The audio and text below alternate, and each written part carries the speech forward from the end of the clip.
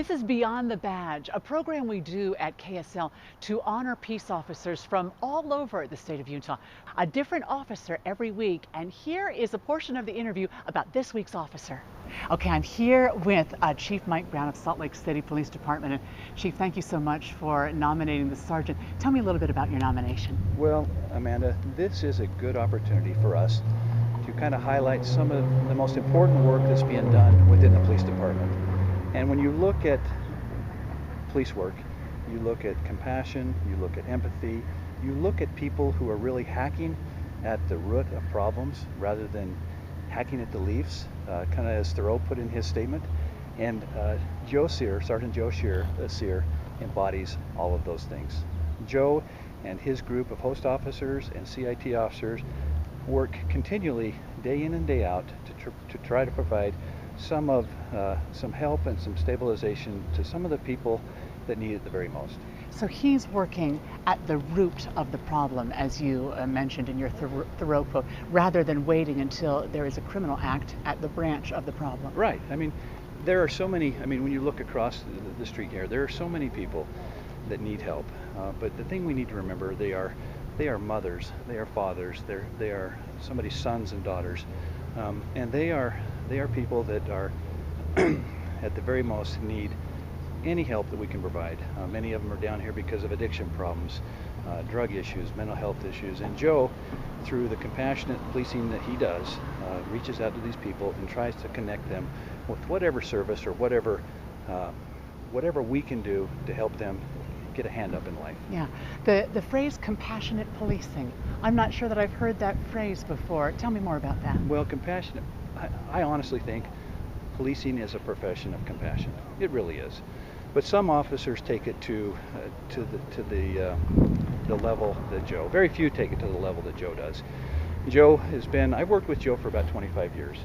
And Joe, we started out in patrol, and Joe's never been one that would just show up on a call and do the minimum. Joe would always take the time to talk to people and try to find and fix and solve the problem. Joe is a very compassionate and empathetic person. And so with all that in mind, I think Joe and what he does down here is very deserving of this award. Thank you. Thank you so much, Chief. And Sergeant, it's a pleasure to meet you. I want you to tell me a little bit more about what you do specifically here with the homeless population.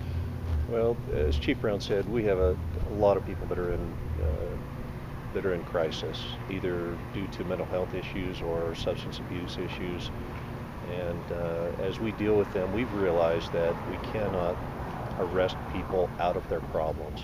So we look at them, and sometimes we make a real personal contact with them and say, hey, what are you doing down here? Why are you here? What help do you need? And I think the thing that helps officers the most is looking at these people as our brothers and sisters.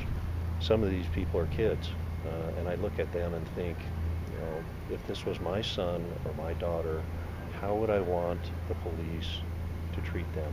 How would I want the police to help them?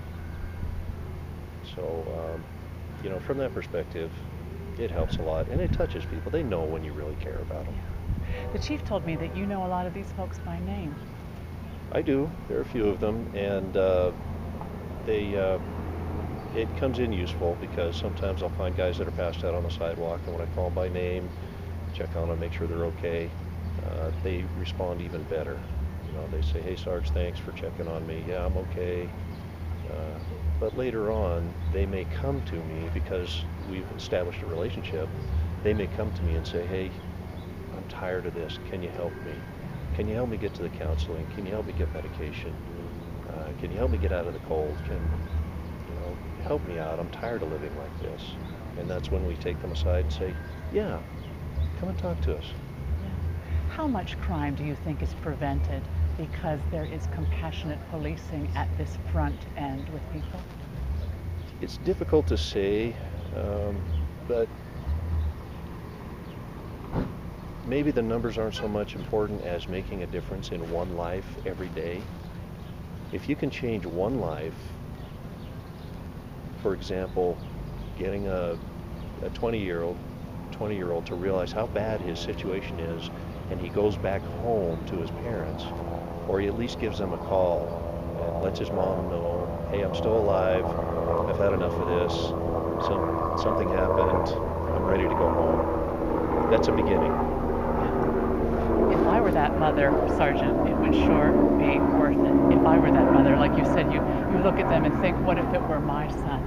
I just want to say on behalf of everyone here in Salt Lake City, we are grateful for the work you do, and we hope you keep doing it for a long time. I will. Thank you. It's very gratifying to do work like this from your heart. Thank you. And thank you, Chief. Thank you very much. Thank you, Amanda. You know, Amanda, I will say, Joe said he knows a few by name.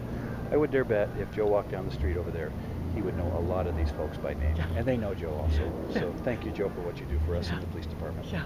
You seem like a humble, he won't brag about it. Thank you, Sergeant. Thanks, Thank you Amanda. so much. Thanks. This is Beyond the Badge on KSL News Radio.